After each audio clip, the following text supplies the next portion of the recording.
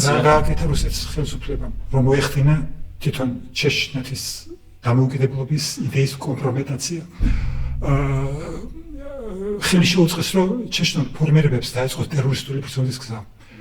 თავდასხმები ჩეჩნეთის ფარგლებს გარეთ გადიოდნენ. თავდასხმები იყო გარკვეულ იმაზე დაღესტნის ქალაქებზე, სტავროპოლის მხარეში რეიდებს ახორციელებდნენ, თუ გახსოვთ ეს ყიზლარის საავადმყოფო იქ მაშინ სტავროპოლის მხარეში გეორგიევსკის ესე სხვა ქალაქებში ესეთი რეიდები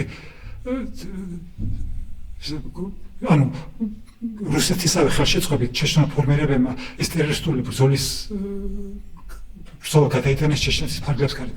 ანუ რუსეთს მიეცა ლეგალური საფუძველი, რათა კონტრზომები მიეღო და ანუ ძალიან საინტერესო ეს მეთოდები პირველი ომის დროს არ იყო, ხო?